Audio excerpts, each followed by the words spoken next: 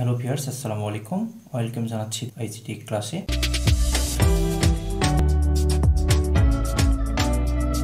গত লেকচারটা ছিল হচ্ছে দশমিক থেকে বাইনারি সংখ্যার কনভার্সন, অ্যান্ড আজকে আমরা আলোচনা করব ডেসিমেল থেকে অক্টাল সংখ্যার রূপান্তর বা ডেসিমেল টু অক্টাল কনভার্সন।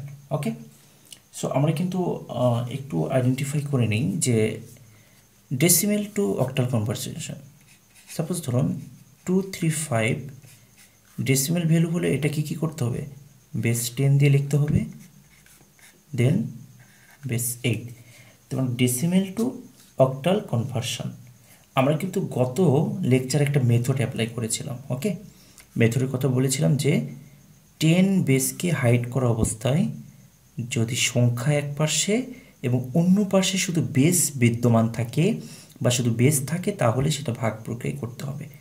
তাহলে এইটাকে আমি শুধু বেসকে হাইড অবস্থায়, ওকে, তাহলে 235 জাস্ট এটা সংখ্যা, কারণ বেসকে আমি হাইড করে রাখলাম। দেন অক্টালের 8 এখানে শুধু যা আছে তাই থাকবে, জাস্ট শুধু কি বেস 10টাই হাইড থাকবে সবসময়, অল টাইম। তাহলে হাইড করা অবস্থায় এর পজিশনটা কি হয়ে গেছে দেখুন তো, জাস্ট এক পাশে শুধু সংখ্যা, এক পাশে শুধু সংখ্যা আর অন্য পাশে শুধু বেস। ওকে, তাহলে কি করতে হবে? এই প্রক্রিয়াকে ভাগ প্রক্রিয়া করতে হবে, এবং যে ভাগ করব যে নাম্বারে কনভার্ট করব বা যে নাম্বারে রূপান্তর করব তার বেস দিয়ে বারবার ভাগ করতে হবে। ওকে, তাহলে আমরা এটার সলিউশনটা করে নিই। তাহলে 235 এটাকে 8 দ্বারা বারবার ভাগ করতে হবে। তো 235কে 8 দ্বারা ভাগ করলে ভাগফল পাবো 29 আর ভাগশেষ পাবো হচ্ছে 3। দেন আবার এই 29কে আবার 8 দ্বারা ভাগ করব। তো আমাদের কন্ডিশনটা কি ছিল? যে ডিজিট দিয়ে ভাগ করব এবং ভাগশেষ যতক্ষণ না পর্যন্ত 0 হবে ততক্ষণ পর্যন্ত আমাদের ভাগ করতে হবে। ওকে, তাহলে এখানে 8 দিয়ে আবারও ভাগ যাবে, তাহলে 3 আসছে 24 আর ভাগশেষ কি থাকবে 5। এখন দেখুন এই 8 থেকে 3 কিন্তু ছোট, আমরা যখন 8 দিয়ে ভাগ করব যেটাকে ভাগ করতেছি সেই সংখ্যাটা কি হয়ে গেছে? অনেক ছোট, মানে যাকে দিয়ে ভাগ করতেছি সেটা বড় হয়ে গেছে। ওকে, তাহলে এই পজিশন কি করব আমরা? 8/3। তাহলে আমরা এই জন্য কী করি? 8 × 0 = 0। যদি 3 থেকে 0 বিয়োগ করা হয় তাহলে 3 থাকবে, তাহলে এখানে কি করব? 0, এখানে আসবে 3। এখন আমরা কিন্তু 8 দ্বারা 0কে আর ভাগ করতে পারবো না, তাহলে ভাগ করলে কি হবে? বারবার ভাগফল এবং ভাগশেষ 0 আসবে, তাহলে আমাদের আর কোনো ভাগ করার প্রয়োজন পড়তেছে না। আর আমাদের লেখার নিয়মটা কি বলেছিলাম?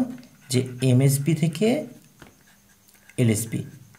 ওকে, তাহলে আমাদের অক্টাল নাম্বার কিন্তু আমাদের বের হয়ে গেছে। দেখুন অ্যান্সারটা লিখতে হবে 235 10 অক্টাল বের হতে 353, এটা হচ্ছে অক্টাল।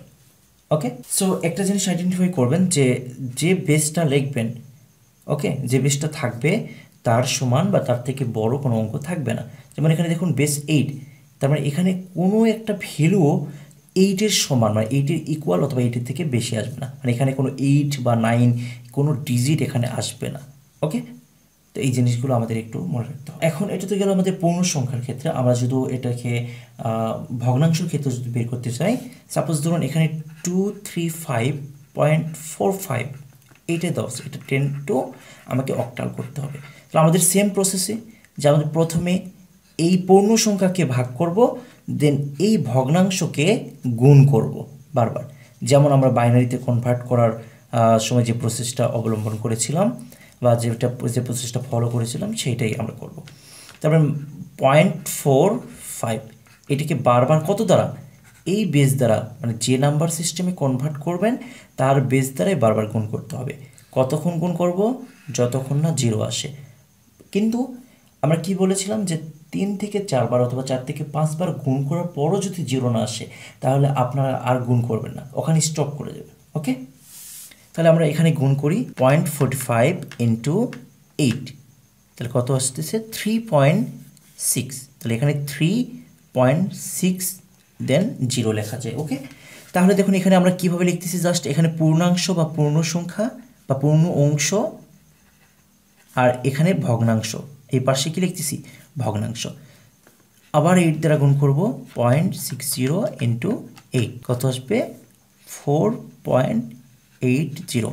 ওকে, জাস্ট কিন্তু আমরা পূর্ণ সংখ্যাকে আমরা এই পাশে সেপারেট করে নিচ্ছি। ওকে, দেন আবার একে 8 দ্বারা কী হবে 6.40, আবার 8 দ্বারা 3.20, আবার যদি 8 দ্বারা করেন 1.60। তো আমরা দেখো অলরেডি এখানে কিন্তু 5 বার গুণ করে ফেলেছি। তো আমাদের এখন পর্যন্ত এখানে ভ্যালুটা 0 আসে নাই, তাহলে এই ভ্যালুটা হয়তো বা 0 আসার পসিবিলিটি অনেক কম, বা অনেক দূরে গিয়ে 0 আসবে, মানে অনেক কয়েকবার গুণ করার পর। সো আমাদের সময়টা অপচয় হয়ে যাবে। ওকে, তো আমরা এখানেই থেমে দিব এবং এটা কি হবে এমএসপি থেকে এলএসপি, এক্স্যাক্টলি এভাবে আপনারা লিখবেন। ওকে, তাহলে আমাদের ভ্যালুটা কীভাবে বসাবো দেখুন। তো আমাদের প্রথম ভ্যালু কিন্তু এই পূর্ণ অংশের জন্য, যেটা পূর্ণ সংখ্যার জন্য কিন্তু আমার যে ভ্যালু পেয়েছিলাম সেটা আমাদের লিখতে হবে 353 পয়েন্ট।